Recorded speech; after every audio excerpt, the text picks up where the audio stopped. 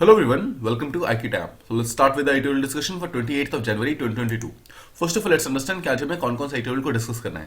देखिए सबसे पहले we have to talk about the opening of the schools in the time of pandemic. Covid के times में फिर से स्कूल को ओपन करने का टाइम आ गया है because the number of covid cases are धीरे धीरे डिक्रीज हो रहे हैं। एटलीस्ट कोविड की जो सिवियरिटी है वो काफी ज्यादा डिक्रीज हो रही है और यूएसए यूके जो ऐसी कंट्रीज है उन्होंने ऑलरेडी अपने स्कूल्स को ओपन करना स्टार्ट कर दिया है और वहां के बच्चों के ऊपर कोई ज्यादा एडवर्स इफेक्ट नहीं देखे जा रहे हैं। तो इसी चीज से लर्निंग लेकर इंडिया को भी अपने स्कूल्स को ओपन करना स्टार्ट कर देना चाहिए। पहला जो एडिटोरियल है वो इसी के बारे में बात करता है, हम इसमें प्रॉपर्ली समझेंगे इसके बारे में। Second will talk about Kerala का जो लोकयुक्त लॉ है ना, आपने सुना होगा लोकपाल एंड लोकयुक्त लॉ के बारे में। Lokpal is at the centre and Lokayukta law जो है it is at the state. Now Kerala जो है अपने इस पर्टिकुलर लॉ को यहाँ पर अमेंड करने की बात कर रहा है and that too through an ordinance. Now अगर केरला चाहे तो इस चीज को अमेंड कर सकता है through a proper state legislature के प्रोसेस के थ्रू, एक फॉर्मल प्रोसेस के थ्रू, बट यहाँ पर इस फॉर्मल प्रोसेस को यूज ना करके एक ऑर्डिनेंस का सहारा लेना चाह रहा है केरला। तो इसी चीज के ऊपर क्वेश्चंस उठाए गए हैं ऑथर के द्वारा कि एग्जैक्टली केरला ऑर्डिनेंस के थ्रू इस चीज को क्यों चेंज करना चाहते हैं। ठीक है। And third that we have to talk about is about India's economy और जो इनफॉर्मेलिटी की चैलेंज जो लगातार बढ़ती जा रही है इंडिया के इकोनॉमी के सेक्टर में, हम इसके बारे में बात करेंगे। नाउ एज यू नो कि दो टाइप के सेक्टर्स होते हैं, formal sector and informal sector. जो फॉर्मल सेक्टर्स होते हैं उनका सबसे बड़ा फायदा ये होते हैं उनके पास प्रॉपर उन्हें बेसिकली एक प्रॉपर सैलरी मिलती है, एक प्रॉपर सोशल सिक्योरिटी मिलती है, एक टाइप की सोशल सर्विसेज के सारे स्कीम्स मिलते हैं। बट जो इनफॉर्मल सेक्टर्स होते हैं उनको इनमें से कुछ भी नहीं मिलता है। तो exactly what are the challenges जो कि इनफॉर्मल सेक्टर फेस करते हैं और एक्जैक्टली किस तरीके से हम उन्हें सॉल्व कर सकते हैं, ये सब हम इस एडिटोरियल के अंदर प्रॉपर्ली समझेंगे। So these are the three editorials जिसके बारे में हमें प्रॉपर्ली डिस्कस करना है। Let's move on to the first one. It is about opening of the schools in the times of pandemic. Now as you must be knowing कि India को अभी भी every single day around 2,80,000 cases आ रहे हैं every day. Now this is a very uncomfortable statistics. अगर आपको second wave याद होगा, सेकंड वेव के आसपास भी मतलब हम इसी मतलब नंबर के आसपास पहुंच गए थे जहां पर डेली अराउंड 2.5 लाख केसेस आ रहे थे। नो देखिए सेकेंड वेव और ओमिक्रॉन वेव में एक डिफरेंस सबसे बड़ा ये है कि second wave was very fatal, but omicron wave जो है वो बहुत ज्यादा असिम्टोमेटिक और माइल्ड है, मतलब उतने ज्यादा डेथ्स कॉज नहीं कर रहा है। That is the only good thing.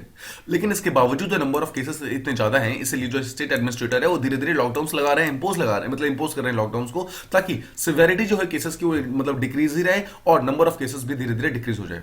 लेकिन अगर आप इस नंबर को विदाउट किसी कॉन्टेक्स्ट बिना किसी डेटा के देखेंगे, दैट विल बी पूरी तरीके से मीनिंगलेस हो जाएगा। बिकॉज ओमिक्रॉन के ऊपर जो हमें सबसे बड़ा खतरा ये था कि क्या अगर हमारे यहाँ पर हॉस्पिटलाइजेशन का रेट बढ़ गया या फिर हमारे यहाँ पर जो इनडिस्क्रिमिनेट मोर्टेलिटी स्टार्ट हो गई just like the first and the second wave, तो बहुत ज्यादा प्रॉब्लम इंक्रीज हो जाएगी।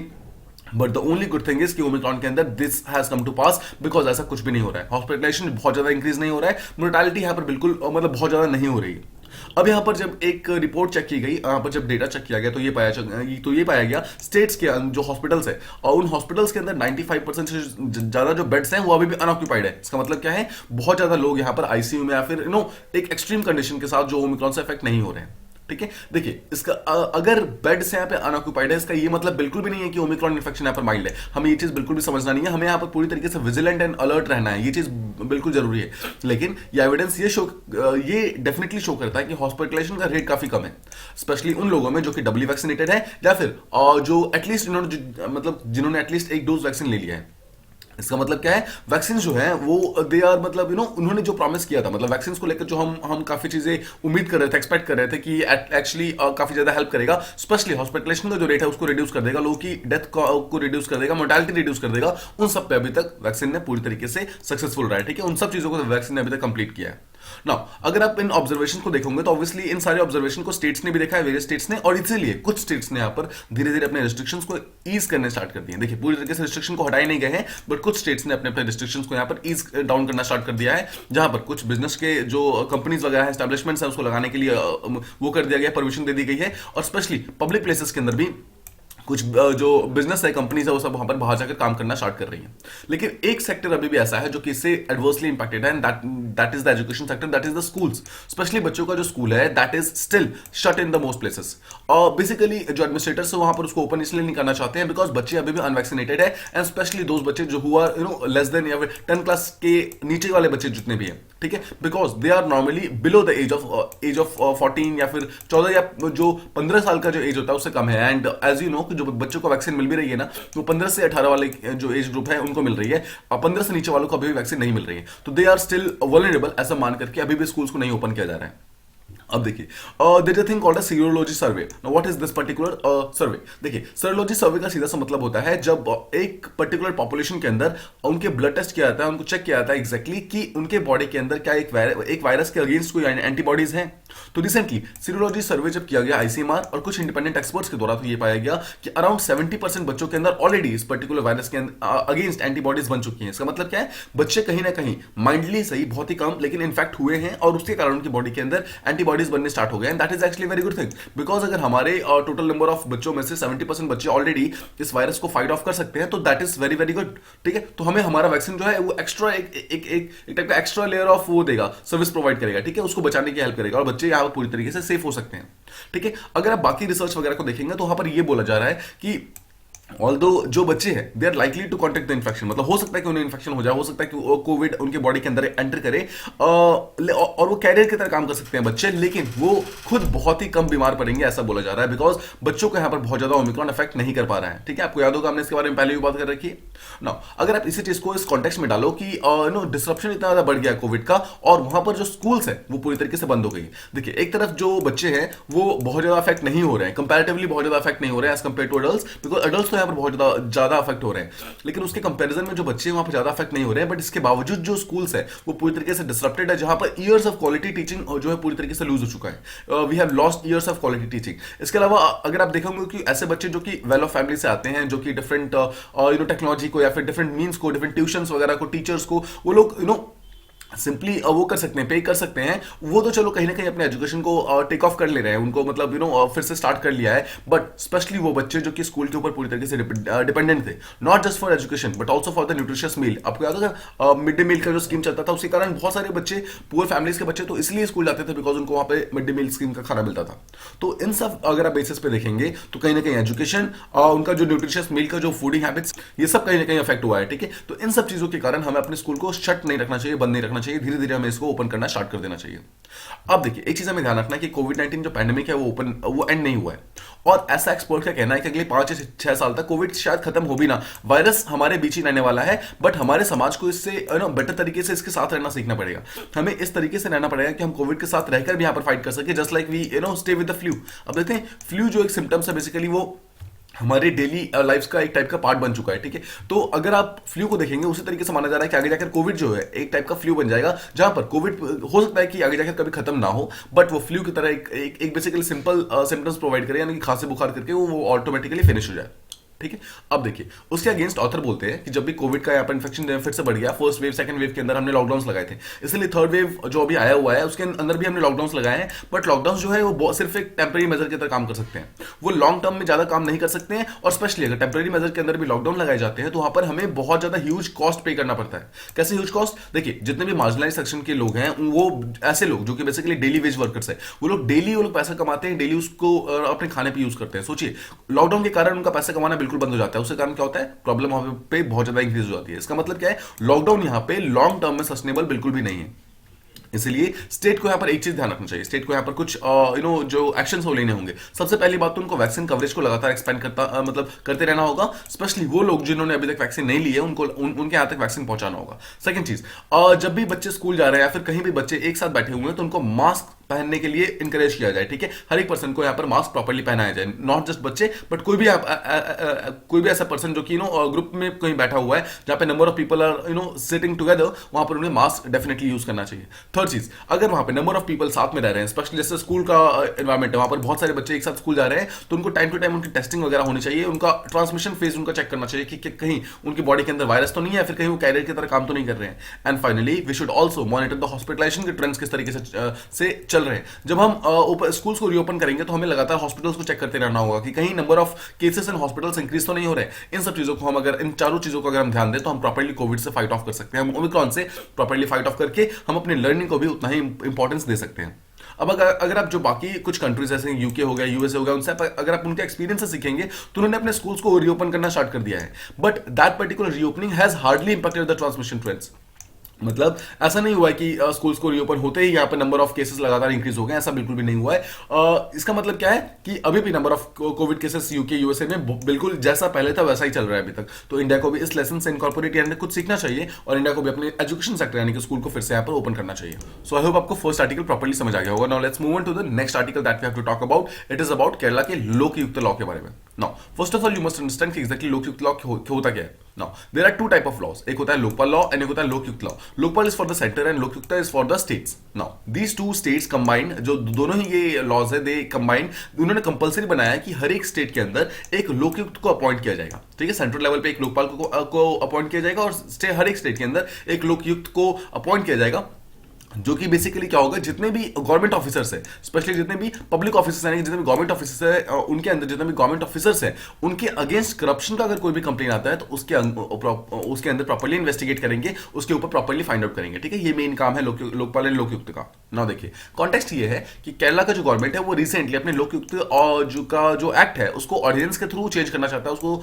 ऑर्डिनेंस के थ्रू अमेंड करना चाहता है। Now this particular thing is very questionable and very hasty. देखिए, एक ऐसा लॉ जो कि एंटी करप्शन लॉ है, उसको आप चेंज क्यों करना चाहते हो, सबसे बड़ा क्वेश्चन तो ये आता है। ठीक है, तो इसी चीज के बारे में हम यहाँ पे प्रॉपर्ली बात करने वाले हैं। जो अपोजिशन पार्टी केरला के अंदर प्रेजेंट है वो ये बोलता है कि अगर इस लोकयुक्त लॉ के अंदर कुछ भी चेंजेस किए तो ये इस लॉ का मीनिंग को ही यहाँ पे पूरी तरीके से डाइल्यूट करना स्टार्ट कर देगा, बिकॉज लोकयुक्त जो है थोड़ा सा स्ट्रिक्ट जो है, और उसका मेन रीजन ये है कि उसके अंदर कुछ स्ट्रिक्ट प्रोविजंस है। अगर आप उन स्ट्रिक्ट प्रोविजंस को हटा दोगे तो बिल्कुल भी वो काम का रहेगा नहीं।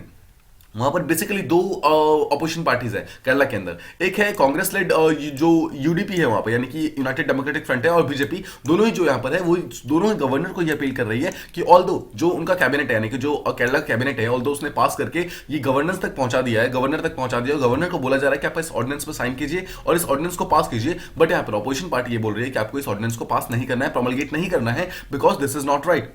अपोजिशन पार्टी यहां पर एक पॉलिटिकल एक इंसिडेंट को बता रही है कि कुछ दिनों पहले 1 अप्रैल 2021 के अंदर जो केरला के मिनिस्टर फॉर हाई एजुकेशन थे और जिनका बेसिकली नाम था केटी जलील सर, और उन्होंने रिसेंटली रिजाइन किया था बिकॉज लोकयुक्ता है, it actually found him guilty of nepotism.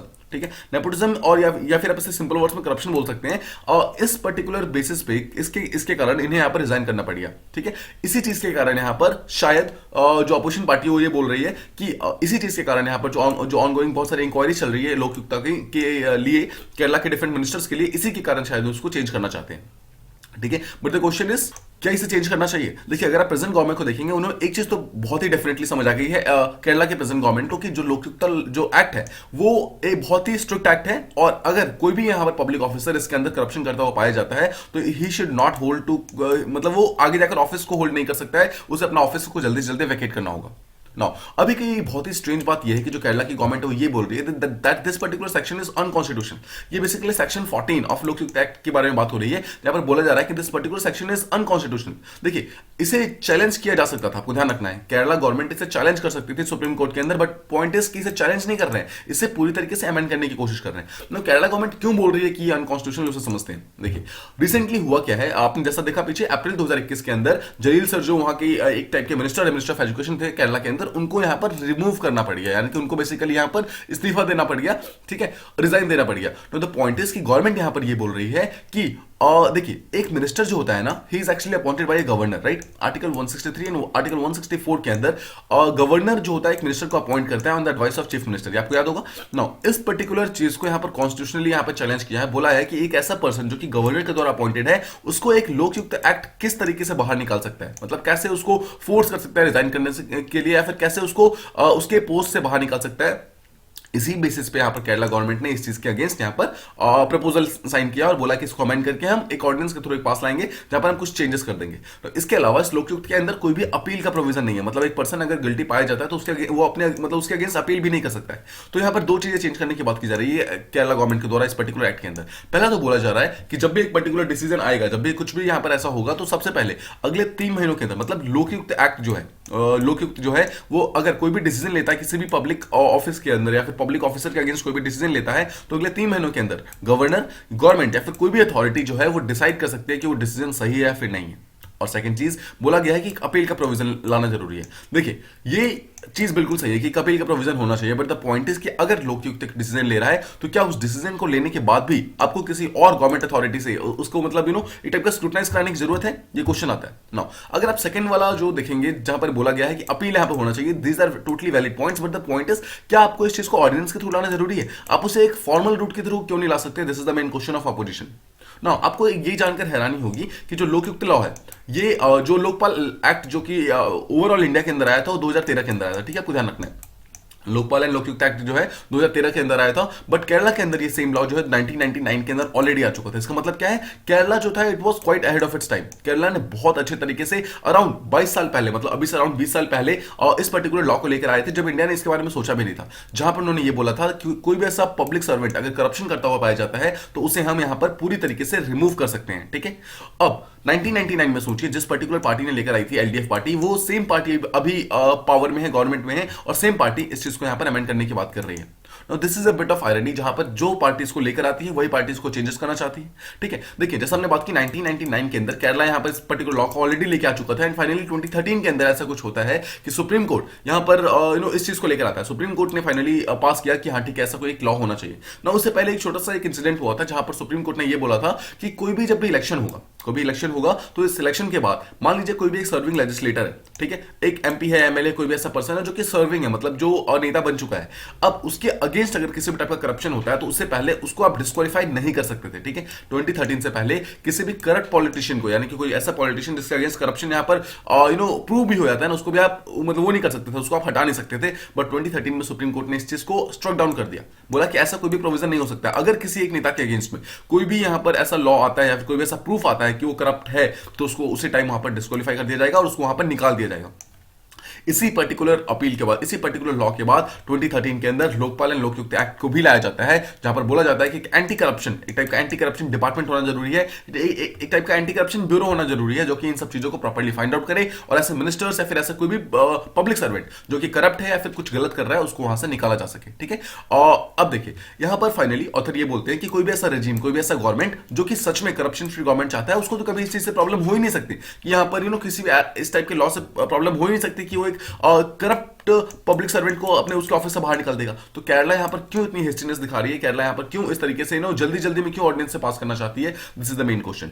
ठीक है, आई होप आपको सेकंड जो आर्टिकल था, no this was article cum news, आपको आई होप प्रॉपर्ली समझ आ गया होगा। Now let's move on to the next one. ये हमारे इंडिया की इकोनॉमी के बारे में बात करता है, स्पेशली इंडिया की इनफॉर्मल सेक्टर के बारे में बात करता है। तो what is the difference between a formal sector and informal sector? देखिए मेन डिफरेंस यहां पर फॉर्मल सेक्टर और इनफॉर्मल सेक्टर में ये है कि फॉर्मल सेक्टर ऐसे सेक्टर होती है जिसको जो कि प्रॉपर्ली सोशल सिक्योरिटी के अंदर डिफाइंड होती है, ये लोग टैक्सेस पे करते हैं, राइट, इनको गवर्नमेंट डिफरेंट सर्विसेज प्रोवाइड करती है। बट जो इनफॉर्मल सर्विसेज होती है उनको कोई भी सर्विस नहीं मिलती है, पहली बात तो। ठीक है, देखिए जो आप बाहर शॉप पे जाते हैं और जब आप बाहर कहीं बाहर घूमने जाते हैं तो एक तो आपको शॉप्स मिलते हैं, राइट, डिफरेंट शॉप मिलते हैं, जो दुकानें होती हैं। उस दुकानों में अगर आप देखेंगे वहां पर एक टाइप का लाइसेंस लगा होता है, मतलब एक टाइप का उनके पास लाइसेंस होता है कि वो एक शॉप को लगा सकते हैं। They are called as formal economy का पार्ट। नाउ वहीं पर आपको बगल में आपको सब्जी बेचते हुए स्ट्रीट वेंडर्स मिल जाएंगे जो ठेले पर सब्जियां बेच रहे होते हैं, they are called as a part of informal economy. अगर आप सिंपल वर्ड में समझना चाहे तो ये था। ठीक है, शॉप्स जो होते हैं वो फॉर्मल सेक्टर का पार्ट होता है, और जो ठेले होते हैं यानी कि जो स्ट्रीट वेंडर्स होते हैं, they are part of informal sectors. Now mind you, बहुत सारे शॉप्स भी ऐसे होते हैं जो कि फॉर्मल नहीं होते हैं। ठीक है, बहुत सारे ऐसे होते हैं जो इलीगल तरीके से बनाए होते हैं, we are not talking about that obviously, we are talking about ऐसे शॉप्स जो कि फॉर्मल है। ठीक है, तो ये मेन डिफरेंस था दोनों के बीच में। नाउ देखिए ऑथर का ये कहना है कि 2016 से स्टार्ट हुआ था, जब यहाँ पर जो गवर्नमेंट ऑफ इंडिया है उन्होंने डिफरेंट एफर्ट्स लगाने स्टार्ट किए ताकि वो इकोनॉमी को पूरी तरीके से फॉर्मलाइज कर सके। बहुत सारे डिसीजंस लिए गए, जैसे डीमोनेटाइजेशन किया गया 2016 के अंदर, उसके बाद जीएसटी लाया जाता है 2017 के अंदर, उसके बाद फाइनेंशियल जो जितने भी ट्रांजेक्शन थे उनको सबको डिजिटलाइज करने की कोशिश की जाती है। इसके बाद जितने भी इनफॉर्मल सेक्टर वर्कर्स थे उन सबको डिफरेंट गवर्नमेंट इंटरनेट पोर्टल्स के ऊपर लाने की कोशिश करते हैं। आपने देखा होगा जो श्रम कार्ड स्कीम है, वो बेसिकली एक श्रम कार्ड स्कीम क्या है, श्रम card scheme actually informal sectors को फॉर्मलाइज करने की बात की जा रही है, फॉर्मल सेक्टर के अंदर लेके आने की बात की जा रही है। तो ये सारे के सारे स्टेप्स यहाँ पे गवर्नमेंट ऑफ इंडिया ने इसलिए लिए हैं ताकि ऐसे सारे लोग जो कि इनफॉर्मल सेक्टर के अंदर काम कर रहे हैं उनको चेंज करके यहाँ पर फॉर्मल सेक्टर के अंदर लाया जा सके। ठीक है, ये सब मेनली एक काम है कि इकोनॉमी की जो फॉर्मलाइजेशन है उस चीज को यहाँ पर इंप्रूव किया जा सके। बट द क्वेश्चन इज कि हम इतना फॉर्मलाइजेशन के पीछे क्यों भाग रहे हैं, क्यों गवर्नमेंट ऑफ इंडिया चाहती है कि फॉर्मलाइज हो? बिकॉज सबसे बड़ा इसका रीजन ये है, बिकॉज फॉर्मल सेक्टर जो है it is more productive than the informal sector. Obvious बात है, सोचिए एक पर्सन मान लीजिए जो दुकान के अंदर सब्जियां बेच रहा है और एक ऐसा पर्सन जो कि ठेले पे सब्जियां बेच रहा है, आपको क्या लगता है ज्यादा कमाई किसकी होती है? ऑब्वियसली दुकान वाले की। क्यों? बिकॉज ऑब्वियसली इनके पास एक परमानेंट प्लेस है जहां पर वो एक जगह बैठ के अपना प्रॉपर बिजनेस कर सकते हैं। सेकंड चीज, इनके पास प्रॉपर लाइसेंस है, इनको कहीं भी भागने की जरूरत नहीं है। अगर कोई भी चेकिंग के लिए आता है इन्हें भागने की जरूरत नहीं है। ठीक है, बट जो अगर आप स्ट्रीट वेंडर्स को देखेंगे, first of all they have to move around, वो एक जगह पर स्टे नहीं कर सकते because they don't have a place, they don't own a place. Second चीज, इनको किसी भी टाइप का सोशल सिक्योरिटी नहीं मिलता है, इनको यहाँ पे अपने शॉप के लिए प्रॉपर इंश्योरेंस मिलता है, राइट, मतलब कि कल को अगर इनके शॉप में कभी आग लग जाती है फिर कुछ भी कोई प्रॉब्लम होती है तो इनको प्रॉपरली इंश्योरेंस मिलेगा, उनको एक काफी ज्यादा अमाउंट उनको वापस मिल जाएगा, पैसा वापस मिल जाएगा। बट इनफॉर्मल सेक्टर वालों को कोई भी पैसा यहाँ पे वापस नहीं मिलेगा। तो ये सबसे पहली बात तो ये हो गई। सेकंड चीज, जो फॉर्मल वर्कर्स होते हैं they have access to social security benefits, बहुत सारे यहाँ पे बेनिफिट्स मिलते हैं डिफरेंट टाइप के, उन सब सोशल सिक्योरिटी बेनिफिट से यहाँ पर एक फॉर्मल सेक्टर वालों को मिलता है बट इनफॉर्मल वाले को ये सब चीजें नहीं मिलती है ना। अगर आप इन सब चीजों एफर्ट्स को देखेंगे, जीएसटी हो गया, डिमोनेटाइजेशन हो गया, ये सब बेसिकली फिस्कल पर्सपेक्टिव पे फोकस करता है। इसका मतलब क्या है, मनी रिलेटेड मैटर्स पे फोकस करता है ना। दिस पर्सपेक्टिव जो है बेसिकली अगर आप कुछ इंटरनेशनल कुछ ऑर्गेनाइजेशंस की बात समझेंगे, जैसे कि आईएमएफ है, आईएमएफ ये बोलता है कि इनफॉर्मल सेक्टर जो है उसके होने का मेन रीजन ये है कि जो गवर्नमेंट है वो एक्सेसिव कंट्रोल करती है। एक्सेसिव गवर्नमेंट रेगुलेशन के कारण यहां पर होता है, जहां पर कुछ ऐसी पार्ट्स होते हैं जो कि इस रेगुलेशन के अंदर प्रॉपर्ली फिटेड नहीं हो पाते हैं, इसलिए वो अपने जो भी उनका इकोनॉमिक एक्टिविटी है उसको लेकर रेगुलेशन से बाहर जाते हैं। ठीक है, या ये बेसिकली आईएमएफ का बोलना है। तो आईएमएफ क्या बोलता है, आईएमएफ का बोलना यह है कि इनफॉर्मल सेक्टर क्यों ओरिजिनेट होता है। तो आईएमएफ बोलता है यह है कि आईएमएफ जो इनफॉर्मल सेक्टर इसलिए ओरिजिनेट होता है बिकॉज वहां पर गवर्नमेंट का एक्सेस रेगुलेशन होता है। गवर्नमेंट जबरदस्ती बहुत सारी चीजें करवाना चाहती है, इसलिए कुछ लोग यहां पर इस गवर्नमेंट के एम्बिट से बाहर निकल जाते हैं और अपना खुद का काम इजीली करना स्टार्ट कर देते हैं, ताकि उनको गवर्नमेंट के कंट्रोल के अंदर ना रहना पड़े। अब यहां पर आईएमएफ जो है दो चीजों को यहां पर अंडर प्ले करता है, वहां पर उन चीजों को नहीं कंसिडर करता है। फर्स्ट इज बहुत सारे स्ट्रक्चरल फैक्टर्स और सेकंड इज बहुत सारे हिस्टोरिकल फैक्टर्स। इन दोनों चीजों को ही आईएमएफ जो है बिल्कुल भी कंसिडर नहीं करता है। लेकिन हमें यहां पर हर चीज को देखना जरूरी है। देखिए, ये चीज बिल्कुल सही है कि अगर हम रेगुलेशन को इंक्रीज कर देंगे, अगर हम टैक्सेशन को इंक्रीज कर देंगे, तो कहीं ना कहीं हम अपने इनफॉर्मल जो सेक्टर है उसको वापस ऑन ट्रैक ला सकते हैं। ठीक है, ये बात बिल्कुल सच है। अगर आप कुछ यहाँ पे स्टेप्स देखेंगे तो देखिए, अगर हमें इनफॉर्मल सेक्टर को फॉर्मल सेक्टर के अंदर लेकर आना है तो हमें कुछ स्टेप्स को फॉलो करना होगा। सबसे पहले तो रजिस्ट्रेशन प्रोसेस को ज्यादा सिंप्लीफाई करना होगा, ताकि कोई भी ऐसा शॉप्स जो है वो इजीली खुद को रजिस्टर कर सके। सेकंड चीज, अगर ईज ऑफ जो डूइंग बिजनेस होता है, ईज ऑफ डूइंग बिजनेस, उसको और ज्यादा ईजी करना होगा, उनके रूल्स को और ज्यादा स्ट्रिक्ट ना बना करके सिंपल बनाना होगा। थर्ड चीज, वो सारे के सारे लोग जो कि फॉर्मल सेक्टर के अंदर है, उनको जो भी स्टैंडर्ड ऑफ प्रोटेक्शन प्रोवाइड किए थे उनको थोड़ा सा रिड्यूस करके आप उनको डिस्ट्रीब्यूट कर सकते हैं थ्रू इनफॉर्मल सेक्टर्स ऑल्सो। देखिए, अगर आप सब कुछ एक लोगों को दे देंगे, मान लीजिए कि ये पूरा एक बिजनेस क्लास है, लेकिन आप उनमें से सारे के सारे बेनिफिट्स आप सिर्फ इनको दे रहे हो, तो they actually become automatically they become the formal sector. और जो बाकी जिनको ये बेनिफिट्स नहीं मिल रहे हैं, ऑटोमेटिकली ये इनफॉर्मल सेक्टर ये ऑटोमेटिकली बन जाएगा ना। किसी तरीके से जो भी बेनिफिट्स इनको मिल रहे हैं इसको हम डिस्ट्रीब्यूट कर सकें इन सारे एरियाज में, तो ऑब्वियसली ये सबको फायदा करेगा। ठीक है, ये सब एक्चुअली हमें हेल्प कर सकता है कि किस तरीके से हम इनफॉर्मल सेक्टर से लोगों को वापस लाकर फॉर्मेलिटी के अंदर ला सकते हैं। ठीक है, अब अगर आप इंडिया की बात करेंगे तो हम मिड 1980s से हम काफी ज्यादा कोशिशें कर रहे हैं कि हम अपने अंदर टैक्स रिफॉर्म्स ला सके। ठीक है, काफी चीजें चेंजेस कर सके, ताकि जो इनफॉर्मल सेक्टर के लोग हैं वो लोग फॉर्मल सेक्टर के अंदर आ सके।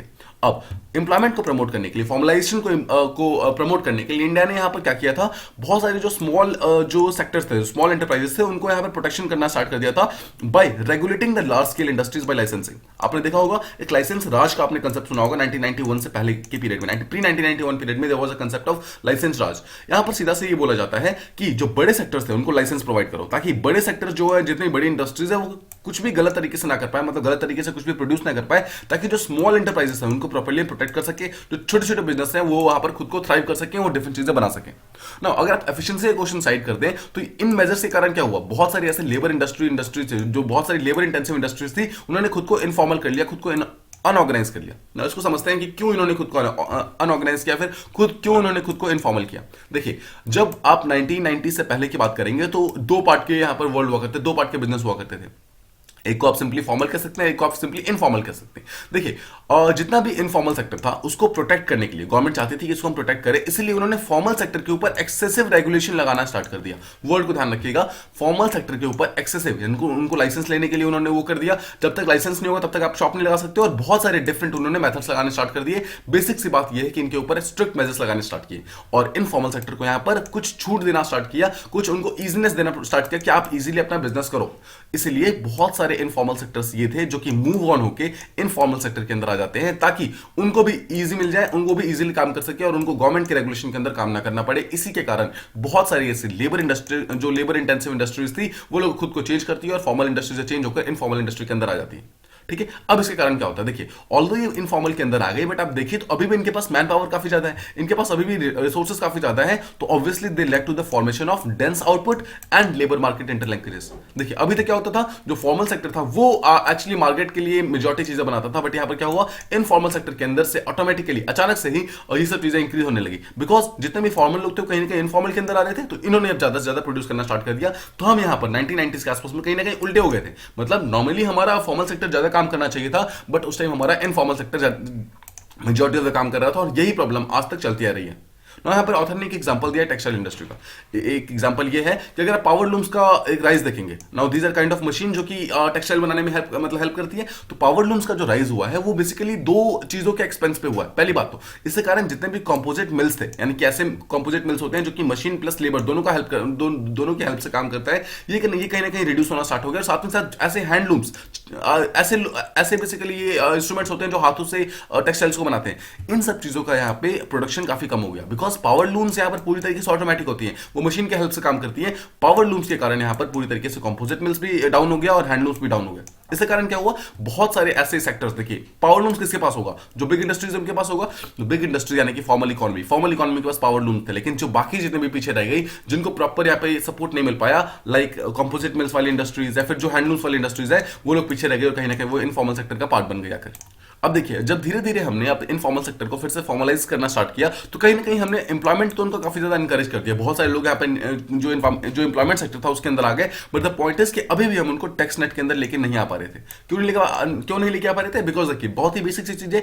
एक फॉर्मल सेक्टर वो होता है जो खुद को रजिस्टर कराता है, ठीक है, जो कि जब रजिस्टर कराएगा तो आपको एक्जैक्टली पता रहता है कि ये पर्टिकुलर शॉप यहाँ पर है, इसका ओनर ये है, कौन कौन कहाँ पे काम करता है। बट एक इनफॉर्मल सेक्टर की सबसे बड़ी चीज ये है कि इनको कोई भी रजिस्ट्रेशन नहीं कराना होता है। अगर आप रजिस्ट्रेशन नहीं कराएंगे तो एक्जैक्टली आपके बारे में कोई भी इन्फॉर्मेशन गवर्नमेंट के पास नहीं होगी। आप कहां पर अपने बिजनेस को लगा रहे हैं, आपके यहाँ पर ओनर कौन है, कितने लोग आपके यहाँ काम कर रहे हैं, कोई भी इन्फॉर्मेशन यहाँ पर प्रॉपर्ली पता नहीं चलती है। इसके कारण यहाँ पर टैक्स नेट के लोग बाहर हो जाते हैं, इनफॉर्मल सेक्टर, इनको टैक्स नहीं पे करते हैं लोग, ठीक है, कहीं ना कहीं टैक्स इवेजन यहाँ पे स्टार्ट हो जाता है ना। जो अभी का जो आप चैलेंज समझेंगे, ये वाला जो चैलेंज आया है जहां पे इनफॉर्मल सेक्टर टैक्सेस प्रोवाइड नहीं कर रहा है, क्या आपको लगता है कि सिर्फ एडमिनिस्ट्रेटिव है? नहीं, ये सिर्फ एडमिनिस्ट्रेटिव नहीं है। देखिए, ऑल्दो एडमिनिस्ट्रेटिव सेक्टर इसका एक बहुत ही इंपॉर्टेंट पार्ट है, बट ये ओनली एडमिनिस्ट्रेटिव नहीं है, इसके पॉलिटिकल रीजन है, इसके बहुत सारे इकोनॉमिक रीजन भी हैं, ठीक है। अगर आप इसके बहुत सारे रीजन देखेंगे तो उसमें आपको देखिए, अब हम उसको बेसिक से समझना स्टार्ट करते हैं एक्जैक्टली रीजन क्या क्या है। देखिए, सबसे पहले ऑथर यहाँ पर ये बोलते हैं कि आपको टैक्स नेट को इंक्रीज करना काफी ज्यादा इंपॉर्टेंट है, ताकि ज्यादा से ज्यादा लोग टैक्स पे करेंगे तो आपके पास ज्यादा एक टाइप के रिसोर्सेज आएंगे। और सेकंड, टैक्स इवेजन को रोकना भी काफी ज्यादा इंपॉर्टेंट है, राइट। टैक्स रोकेंगे तभी तो ज्यादा से ज्यादा लोग यहाँ पर टैक्सेस पे करेंगे। बट यहाँ पर जो बहुत सारी स्टडीज हुई है वो ये शो करती हैं कि जो जितने भी लीगल लूप होल्स हैं, जितने भी रेगुलेटरी लूप होल्स हैं, they are the not the only reasons जो कि रिस्पॉन्सिबल है फॉर्मुलाइजेशन को रोकने के लिए। मतलब जो हम बहुत सारे लीगल लूप होल्स ढूंढते रहते हैं, बहुत सारे रेगुलेटरी मैकेनिज्म्स ढूंढते रहते हैं, they are not the only reasons. IMF क्या बोलता है? आईएमएफ बोलता है कि गवर्नमेंट के एक्सेस रेगुलेशन के कारण यहाँ पर इनफॉर्मल सेक्टर होता है। बट यहाँ पर ऑथर का बोलना यह है कि सिर्फ लीगल और रेगुलेटरी हर्डल्स के कारण यहाँ पर इनफॉर्मल सेक्टर नहीं होता है। एक्चुअल जो इनफॉर्मेलिटी का जो रीजन है, that is sine of under development. हम एक पर्टिकुलर एरिया को प्रॉपर्ली डेवलप नहीं कर पा रहे हैं, वो अंडर डेवलप रह जा रहा है, उसके कारण ये चीज इंक्रीज नहीं हो पा रहा है। ऑथर यहां पर एक स्टडी के बारे में बात करते हैं जो कि एक्चुअली शो करता है एक negative association between the informality and the per capita income, जहां पर ये बोलना चाह रहे हैं कि जो इनफॉर्मेलिटी जैसे जैसे इंक्रीज होती है, वैसे वैसे इकोनॉमिक ग्रोथ डिक्रीज होना स्टार्ट हो जाती है ऑटोमेटिकली, ठीक है। इनफॉर्मेलिटी के साथ कभी भी इकोनॉमिक ग्रोथ नहीं हो सकता है। इनफॉर्मल सेक्टर हमेशा इकोनॉमिक ग्रोथ को कहीं ना कहीं पीछे की तरफ खींचना स्टार्ट कर देता है। हमारे इंडिया के मेजर स्टेट्स के अंदर भी यही डेटा शो होता है, जहां पर ये देखा जाता है कि हमारे यहाँ पर इनफॉर्मल इंप्लॉयमेंट बहुत ज्यादा है। उसके कारण हमारा जो इंप्लॉयमेंट का सेक्टर है वो ऑल्दो काफी ज्यादा इंक्रीज होता है, बट ऑन पेपर वो कभी भी शो ही नहीं हो पाता है, बिकॉज हमारे यहाँ पर इंप्लॉयमेंट सेक्टर जो है बेसिकली इनफॉर्मल सेक्टर के अंदर है। नाउ यहाँ पर मैं आपको एक एग्जांपल देता हूँ, जो एशिया का एग्जांपल है। नाउ अगर आप एशिया को देखेंगे, एशिया बेसिकली एक ऐसा एरिया था, स्पेशली जो ईस्ट एशिया वाला पार्ट है, जिन्होंने खुद को बहुत ही ड्रास्टिकली चेंज किया है। देखिए, अगर आप 20 साल पहले की तरफ जाएंगे तो वो they were actually part of a low productive informal economy, बहुत ही लो प्रोडक्टिव थे, इनफॉर्मल इकोनॉमी थे, जो कि बेसिकली एग्रीकल्चर के ऊपर डिपेंडेंट थे। बट अभी के टाइम में they have become formal, they have become modern and they have actually become organised sector, जो कि they are now the largest producers of many different businesses. अगर आप ईस्ट एशिया की बात करेंगे, उसने खुद को रैपिडली चेंज किया यहाँ पर, जहां पर देखिए जो वो लो मतलब प्रॉपर्ली प्रोड्यूस नहीं कर पाता था, तो बेसिकली एग्रीकल्चर इकोनॉमीज थी वो, अभी वो एक रैपिडली इंडस्ट्रियलाइज इकोनॉमी बन चुकी है, and that is because informal sector को उन्होंने बहुत ही सक्सेसफुली फॉर्मलाइज किया है, ठीक है। इसके अलावा बहुत सारे ऐसे डेवलपिंग वर्ल्ड है। देखिए, ऑल्दो ईस्ट एशिया ने तो ये बहुत ही फास्ट कर लिया, बट द पॉइंट इज कि बहुत सारे ऐसे डेवलपिंग वर्ल्ड है, इंक्लूडिंग इंडिया, जहां पर इनफॉर्मेलिटी रिड्यूस तो हो रही है, बट बहुत ही स्लगिश स्टेज पे, बहुत ही धीरे धीरे हो रही है। मतलब इनफॉर्मल सेक्टर यहाँ पर फॉर्मल सेक्टर के अंदर बहुत जल्दी, बहुत फास्ट यहाँ पर मर्ज नहीं हो पा रहा है। नाउ पिछले अगर कुछ साल देखेंगे आप, तो यहाँ पर देखेंगे इकोनॉमिक ग्रोथ काफी ज्यादा मतलब इंक्रीज हुआ है, स्पेशली इनफॉर्मल इकोनॉमी का भी जो इकोनॉमिक ग्रोथ हुआ है वो काफी ज्यादा इंक्रीज हुआ है। लेकिन इसके बावजूद हमारे 90% ऑफ वर्कर्स वो ऐसे हैं जो कि अभी भी इनफॉर्मल है। अभी भी वो लोग फॉर्मल सेक्टर के अंदर नहीं आ पा रहे हैं and they are still producing half of the India's GDP. इसका मतलब क्या है, इनफॉर्मल सेक्टर में रहने के बावजूद वो लोग इतना सारा चीजें प्रोड्यूस कर रहे हैं जो कि हमारे जीडीपी का ऑलमोस्ट 50% बना रही है, बट इसके बावजूद इनको कोई भी सोशल सिक्योरिटी बेनिफिट्स नहीं मिल रही है। अगर आप आईएलओ यानी कि इंटरनेशनल लेबर ऑर्गेनाइजेशन का डेटा देखेंगे, वो ये बोलता है कि इंडिया के अंदर जो फॉर्मल वर्कर्स है दे आर जस्ट 9.7%, यानी कि ओनली 47.5 मिलियन लोग दे आर ओनली फॉर्मल लोग, एंड बाकी जितने भी 91% लोग हैं they are actually informal. This is what actually shows. ठीक है, अगर आप पीएलएफएस का डेटा देखेंगे यानी कि पीरियोडिक लेबर फोर्स जो सर्वे डेटा होता है उसको देखेंगे, तो ये बोला जाता है कि जो इनफॉर्मल वर्कर्स भी हैं उसमें से भी 75% ऐसे लोग हैं जो कि सेल्फ एम्प्लॉयड है, जो अपना मतलब काम खुद करते हैं, या फिर कैजुअल जो वेज वर्कर्स होते हैं ना, जो डेली वेजेस पे जाकर काम करते हैं, वैसे वाले वर्कर्स हैं जिनकी एवरेज अर्निंग जो है that is less than salaried workers. जो एक प्रॉपर इंसान जो कि एक प्रॉपर ऑफिस जाता है उसको डेली जितना पैसा मिलना चाहिए उससे बहुत कम पैसा इनफॉर्मल सेक्टर को मिलता है। नाउ देखिए यहां पर आप इस चीज को ध्यान रखिएगा, they actually produce half of India's GDP, but इसके बावजूद इनका इतना कम कमाना that is one of the biggest concern for India. Significantly अगर बाकी इनफॉर्मल सेक्टर की बात करेंगे, इनफॉर्मल सेक्टर का एक चीज जो हुआ है कि वो नॉन एग्रीकल्चर सेक्टर के अंदर भी फैलना स्टार्ट हो गए हैं। अगर आप इंडिपेंडेंस के आसपास के देखेंगे, हमारे 1947 के आसपास का एरा देखेंगे, उसमें हम मेजॉरिटी एक एग्रीकल्चर कंट्रीज थी जहां पर दो टाइप के सेक्टर्स हुआ करते थे, फॉर्मल एंड इनफॉर्मल, और जो इनफॉर्मल सेक्टर था that was largely dependent on agriculture. But अभी के टाइम में एक चीज जो अच्छी देखी गई है कि उन्होंने खुद को डाइवर्स किया है, जो एग्रीकल्चर सेक्टर है उससे चेंज होकर वो काफी ज्यादा नॉन एग्रीकल्चर सेक्टर्स के अंदर भी गए हैं, जहां पर देखा गया है बहुत सारे ऐसे लोग जो अर्बन एरियाज में है, रूरल एरियाज में, सबके सब यहां पर नॉन एग्रीकल्चर फील्ड में है, तब जाकर वो इनफॉर्मल वर्कर्स है।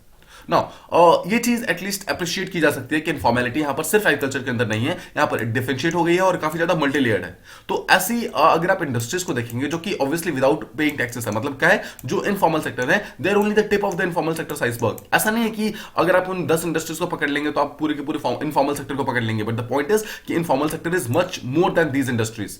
ठीक है, अभी भी बहुत सारी ऐसी इनफॉर्मल इस्टेब्लिशमेंट्स हैं जो कि हाउस होल्ड पे मतलब काम करती हैं, जो कि अपने घरों से काम करती है, जो बाहर जाती भी नहीं है। बहुत सारे ऐसे हैं जो सेल्फ एम्प्लॉय करती हैं, जो डेली वेज वर्कर्स होती है, उनको आप किस तरीके से टैक्स बेनिफिट्स के अंदर लेकर आएंगे, that is the main question. ठीक है, उनका प्रोडक्शन इतना ज्यादा लो है कि आप उन्हें फाइंड आउट भी नहीं कर सकते हैं कि एग्जैक्टली वो कहां पर है, और उनके लिए यहाँ पर ये चैलेंज नहीं है कि वो वहां पर टैक्स को छुपा रहे हैं, उनके लिए सबसे बड़ा चैलेंज ये है कि वो खुद को सर्वाइव नहीं कर पा रहे हैं। उनके लिए survival is the biggest challenge, specially एक ऐसे टाइम में जब कोविड का टाइम चल रहा है, इसके टाइम अभी के टाइम में, तो सर्वाइवल उनके लिए और ज्यादा प्रॉब्लम हो गया है। नाउ हमने बहुत सारी कोशिश की, जैसे हमने बात की 2017 में जीएसटी, 2018 के अंदर हमारा डिफरेंट स्टेप्स लिए गए, इतने सारे हमने प्रोसेस लिए, कोशिश की है इनफॉर्मलाइजेशन को, बट इसके बावजूद हमारा जो इनफॉर्मेलिटी है वो अभी भी काफी ज्यादा होता है। अभी के टाइम में देखिए, अगर आप अभी का पैंडेमिक टाइम देखेंगे, अभी के टाइम में ये चैलेंज और ज्यादा इंक्रीज हो गया है, जहां पर एसबीआई ने एक रिसेंटली रिपोर्ट निकाला है जिसमें ये बोला गया है कि जो इकोनॉमी है, जो हमारी इंडियन इकोनॉमी है, उसके अंदर ऑल्दो फॉर्मलाइजेशन काफी ज्यादा फास्ट हुआ है। ठीक है, मतलब कोविड के बावजूद हमारा फॉर्मुलेशन काफी ज्यादा फास्ट हुआ है, जहां पर स्पेशली अगर आप पिछले 2 साल देखेंगे, 2020 2021 वाला ईयर देखेंगे, वहां पर इनफॉर्मल सेक्टर से काफी लोग फॉर्मल सेक्टर के अंदर आ गए हैं, जहां पर माना जा रहा है कि अभी के टाइम में जो इनफॉर्मल सेक्टर है दे आर ओनली 20%, मतलब सिर्फ 20% ऐसे लोग बचे हैं कि जो कि इनफॉर्मल सेक्टर के अंदर है, जबकि कुछ सालों पहले ये 50% था ना। क्यों ऐसा हुआ है? सोचिए, इंडिया की गवर्नमेंट है वो क्या कर रही थी, वो लोग एक प्रॉपर राशन स्कीम चला रहे थे, प्रॉपर डिफरेंट स्कीम चला रहे थे, ताकि जो ऐसे लोग हैं, जो पुअर लोग हैं, उनको प्रॉपर खाना पीना मिल सके। ये खाना पीना किसको दिया जा रहा था? ऐसे लोगों को जो खुद को रजिस्टर कराते हैं, राइट, डिफरेंट पोर्टल्स के ऊपर, डिफरेंट स्कीम्स के अंदर। नाउ जब ये इन्होंने खुद को रजिस्ट्रेशन कराना स्टार्ट किया, तो ऑटोमेटिकली क्या हुआ, वो इनफॉर्मल सेक्टर से फॉर्मल सेक्टर के अंदर आ गए, एंड दैट इज व्हाई पिछले 2 सालों के अंदर फॉर्मल सेक्टर जो है काफी ज्यादा इंक्रीज हुआ है और इनफॉर्मल सेक्टर कम हुआ है। But but the main statement is, author का ये कहना है, दिस इज नॉट परमानेंट। ये बहुत ही एक टाइप का टेम्पररी फेज है, जहां पर हो सकता है कि ये स्ट्रक्चरल ना हो, ये ट्रांसफॉर्मेशन स्ट्रक्चरल नहीं हो सकता है, कि हो सकता है कि कुछ दिनों में ये वापस चेंज हो जाए। जैसे ये बहुत ही टेम्पररी फेज बोला जा रहा है, जहां पर माना जा रहा है कि लॉकडाउन ऐसा आ गया था, उसके कारण बहुत सारे लोगों को यहाँ पर रजिस्टर करा के खाना पीना लेना पड़ा। But the point is informal sector फिर से यहाँ पर राइज हो सकता है, जहां पर माना जाएगा कि इनके पास जो भी अबंडेंट लेबर है, जो भी मीगर रिसोर्स है, छोटे मोटे रिसोर्सेस है, उसको यूज करके फिर से वो अपने डेली सर्वाइवल के बेसिस पर आ जाएंगे, और उसके कारण हम फिर से जो एक टाइप का इनफॉर्मल प्लस जो फॉर्मल का जो डिबेट है उसके अंदर फिर से हम फंस के रह जाएंगे। नाउ अब यहां पर एक चीज की बात की गई। ऑथर का यहाँ पर कहना यह है कि देखिए, हमने बहुत सारे स्टेप्स लिए हैं जिससे कि हम फॉर्मल सेक्टर को चेंज करके इनफॉर्मल सेक्टर के जो इनफॉर्मल सेक्टर है उसको चेंज करके फॉर्मल सेक्टर के अंदर लाना चाहते हैं। हमने बहुत सारे लीगल स्टेप्स लिए हैं, बहुत सारे हमने रेगुलेटरी स्टेप्स लिए हैं, दे आर वेरी लॉडेबल, ये बहुत ज्यादा सक्सेसफुल भी हुए हैं, इसके लिए हमें गवर्नमेंट को कांग्रेचुलेट करने की जरूरत है। But the point is we have failed to appreciate कि जो majority of the informal workers हैं they are just petty producers. वो सिर्फ वो इंडस्ट्रीज नहीं है जो कि टैक्सेस पे नहीं कर रही है, बट बहुत सारे ऐसे हैं जो कि सेल्फ एम्प्लॉयड है, बहुत सारे ऐसे हैं जो कि डेली वेज कैजुअल वर्कर्स हैं। आप उन्हें कैसे फॉर्मल सेक्टर के अंदर लेकर आओगे, that is the biggest question. ठीक है। तो अगर आप कल को जाकर जितनी इंडस्ट्रीज है उन सबको अगर पकड़ के आप फॉर्मल सेक्टर के अंदर ले भी आते हो तो ये attempts they will yield only limited results, because actual जो इनफॉर्मल सेक्टर है हमारा that is on the roads, they are actually street vendors, उन सबको हमें एक्चुअली फॉर्मलाइज करने की जरूरत है एक्चुअली। ठीक है, तो अगर हम किसी तरीके से मतलब फॉर्मलाइजेशन को इंक्रीज कर सके तो हम अपने डेवलपमेंट को इंक्रीज कर सकते हैं, बट तब तक जब तक इनफॉर्मेलिटी यहां पर डोमिनेट कर रहा है तब तक यहां पर हम इंडिया जो है एक अंडर डेवलपमेंट के फेज में लगातार गिरा जा रहा है। ठीक है, अब यहां पर एक कुछ एग्जांपल्स दिए गए जहां पर बोला है कि ऑल्दो हम कुछ पॉलिसी इंड्यूस्ड रिस्ट्रिक्शंस तो लगा देंगे इन इनफॉर्मल वर्कर्स पे, but they are minor returns, वो बहुत ज्यादा लॉन्ग टर्म बेनिफिट्स प्रोवाइड नहीं करेंगे। अभी अगर हमें अपनी इकोनॉमी को फॉर्मलाइज करना है तो उसका सबसे बड़ा बेनिफिट, उसका सबसे बड़ा रीजन ये हो सकता है, एक सबसे बड़ा स्टेप ये हो सकता है कि हमें अपने इनफॉर्मल एंटरप्राइज को ज्यादा से ज्यादा प्रोडक्टिव बनाना होगा, हमें उनके अंदर ज्यादा इन्वेस्टमेंट करना होगा, उनको ज्यादा पैसे वगैरह प्रोवाइड करने होंगे ताकि उन्हें एक प्रॉपर एजुकेशन मिल सके, उन्हें प्रॉपर स्किल्स मिल सके, ताकि वो ऑटोमेटिकली फॉर्मलाइजेशन के सेक्टर में आना स्टार्ट कर दे। सिर्फ एक रजिस्ट्रेशन कराने से, सिर्फ एक पोर्टल के अंदर साइन कराने से ऑब्वियसली एक पर्सन को सोशल सिक्योरिटी नहीं मिल जाएगी, वो फॉर्मल से इनफॉर्मल से फॉर्मल में नहीं आ जाएंगे।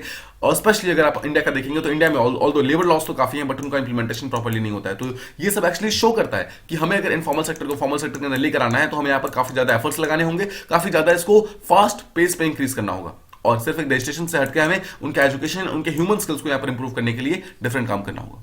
तो ये थे हमारे तीनों एडिटोरियल। अब आई होप आपको तीनों एडिटोरियल प्रॉपर्ली समझ आ गए होंगे। If you like the video please do like, share, subscribe and thank you so much for listening.